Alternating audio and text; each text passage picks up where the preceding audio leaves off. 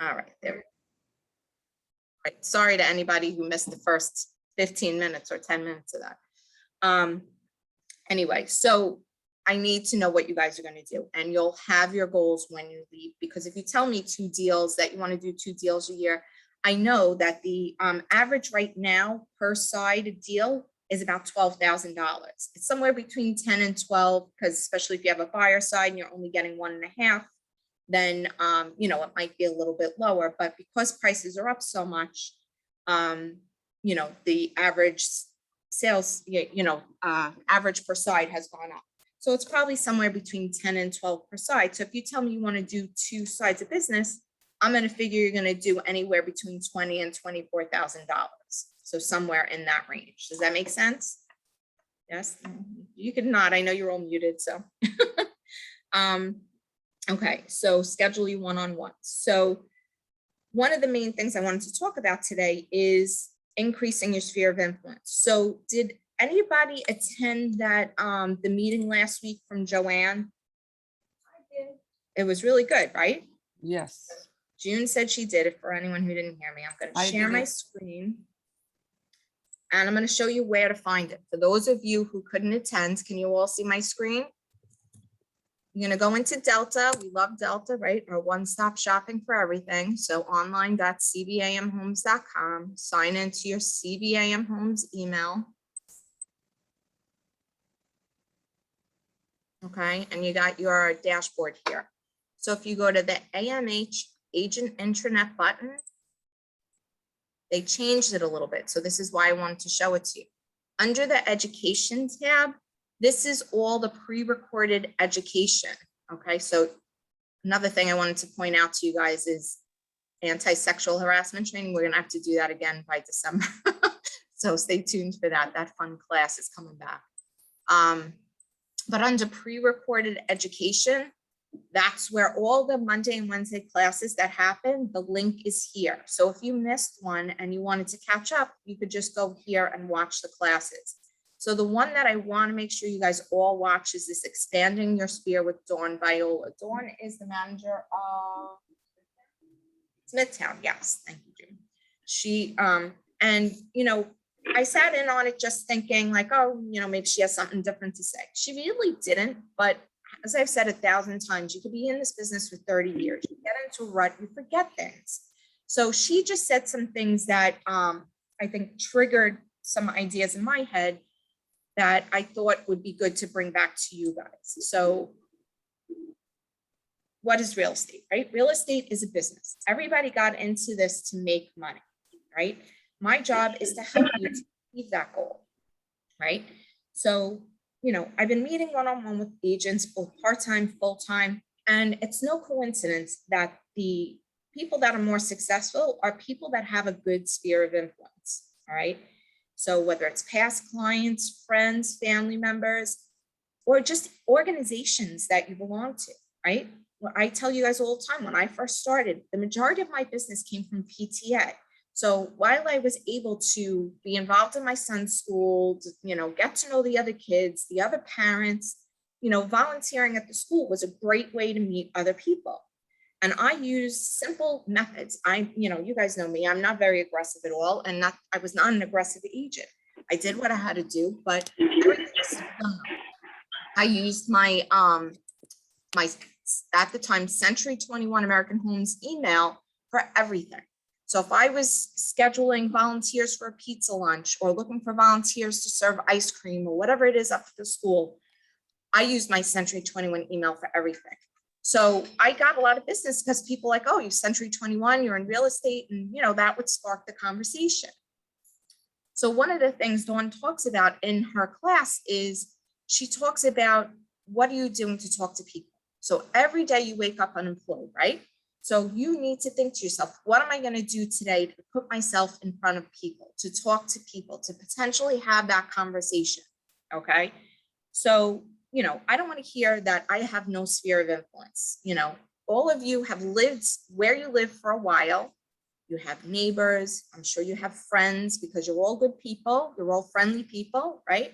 So you have friends, you have family, whether you like them or not, they're still potential, you know, sources of business for you, right? So, and it doesn't matter what phase of life you're in, right? So my kids were younger, the PTA days are ending. So now I need to find my next step. Like, what am I going to do next so that I'm around people, that I'm interacting with people? So maybe I'm going to take up a hobby, or maybe I'm going to volunteer somewhere. Do something you like, right? Because one of our points is that, you know, don't do it just for business. Do it because it's something that you like. You got to spend your time at it. You have to be happy doing it. So if you're doing something you don't like, you're not going to do it very well. So it could be as easy as she had talked about pets. You know, she volunteers at an animal shelter.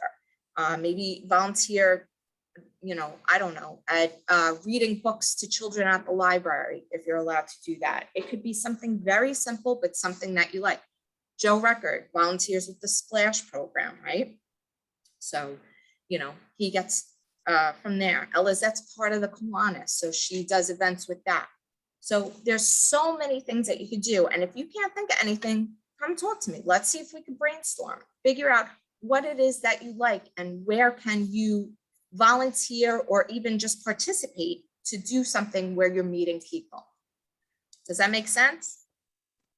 I'm going to stop sharing my screen for right now because I can't see your faces and I want to see at least the looks. Joe, yes, thank you. All right. So I don't mean to be, you know, so foxy, but this is a very important, you know, part of sphere of influence, right, Sandy? I mean, you guys have been part of the Chamber of Commerce for forever. You have your list of seniors that you go after, you do your seminars. So I don't want to hear anybody say that Sandy or Lily or Helene are lucky. They work at it. They do the things every day that need to be done to make the money. All right. It's not rocket science. Every day you need to do something to put yourself in front of people to have a conversation, right? So are we all on the same page that we're going to have more conversations? We're going to do something to make money, right? Okay. Yes. Soapbox over. Thank you. All right. So does anybody else have any comments on that or anything that they want to share? No? Nope. Okay. All right. So next thing on my agenda is rentals. So yesterday's class, David Kausner did his rental class. I had to jump off, unfortunately, but so for those of you that do rentals, you know, great quick money when you can get them. They're a little bit of a headache. I just wanted to remind you guys about fair housing rules when you're working with tenants. Whatever you do with one, you do with all. I highly suggest, whether it's a renter, a buyer, seller, develop a plan and stick to it. So you get a call, you're sitting in the office, or you get a Zap call or whatever it is. My suggestion is, especially for renters, is tell them, I need to send you some paperwork, find out how their credit is, and go from there. And you decide whether or not you want to work with them. All right. So I've been going back and forth with a few agents who are doing rentals, and they're like, well, I want to just take them out. I'm like, great. Well, if you want to take them out and waste your time for one, you need to do that now for all, because it can be screwed. It can be assumed, that, you know, you're discriminating against one person because you took out the person with the green eyes, you know, to see the apartment without seeing their financials. But then you didn't take the person with the blue eyes out, you know, you made them see their paperwork. So you need to be consistent. You need to develop a plan and you need to stick to it. My preference is that you send the paperwork to them. And if they're reluctant to sign the paperwork, guess what? They're not a ready, willing, and able tenant. All right. If they're not willing to fill out that paperwork up front, they're probably never going to do it. You're just going to waste your time. All right. That's just my opinion. Everybody works differently. I'm not saying you have to do it that way. I'm just saying whatever you do for one, you have to do for all. Okay. Now, the other thing, a reminder, is we have our NTN link that we send out. Thank you to Brian, who brought it to my attention that it still said Century 21. So that was fixed this week. All right. It does say Coldwell Banker now. All right. So when you send that to them, it's $20 per person. All right. If they do have a credit report that's dated within the past 30 days, you can use that if the landlord will take it. You cannot force somebody who says, ran my credit in the past 30 days, if they can show you a receipt that they paid for a credit report in the past 30 days, you cannot force them to get another report. You have to let them use that, okay? And the good thing is if they do it through NTN will run it again, I believe, without charging them if it's within 30 days. If you have a landlord that says, I absolutely want a new one, and I don't care how old that one is, if you contact Elizabeth at NTN, she will run another one at no charge to the tenant, all right? Now, another new thing that I keep forgetting to tell you, I found this out myself, is you have to give the tenant a copy of their report now. We used to say we didn't. Now you have to. That was a law that changed recently. All right. So make sure when I send you guys, if you are running an NTN report, first of all, let me stress to you, you need to let me know that you're running one. Okay. How many times do you guys see those emails? Who's looking for? Because I get a notification that one has been started, and then then I don't know who to send it to. If you just give me a heads up beforehand, say, I'm waiting for a credit report from John Smith, then I know exactly who to send it to when it comes in, and it will just make things go a lot smoother and a lot faster. So make sure you let me know that. All right. So when I send you that PDF, you need to give that to the tenant. Okay. It's not a good idea. Supposedly that's the law now. You have to give it to them. Okay. There was another point I had on that. Totally just flew out of my head. All right. Sorry, if I think of it, I'll tell you. All right. Does anybody have any questions on that? No. I mean, rentals are pretty simple. Thanks, Joe. So the most important thing, do the same thing with everybody. Again, the big controversy is always Section 8.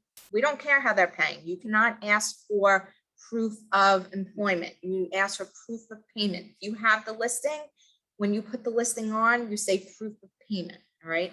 The lawsuit that was they were trying to do before the pandemic was shot down. So the tenant can still pay a commission.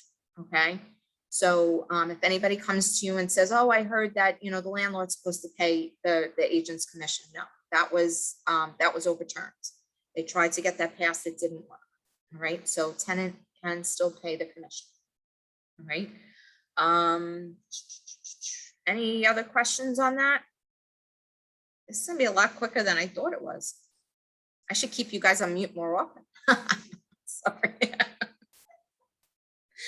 All right. I don't know. All right. If anybody wants to unmute themselves, talk about any new listings that they have coming up, any open houses. Go ahead, Helene. I still have that Seaford listing. It's so beautiful. I think I brought it down in price to but I brought it down to $640. It's gorgeous. It's a high ranch, completely redone. Everything's been redone. It's absolutely magnificent. I think the fear is the flood insurance, but it's really beautiful. If you have anybody looking for Seaford, she's negotiable. So, and there's a lockbox on it. And I still have St. Albans. If anybody's looking for a 2-family, 3/3, that's still out there as well. That's it. I'll mute now. All right. Anybody else have anything? No? All right. Well, that was short and sweet and to the point. So go talk to some people. Go sell some real estate, please. Have a good weekend. Thank you. Thank you all. Have a great day and stay healthy. You too. Joe.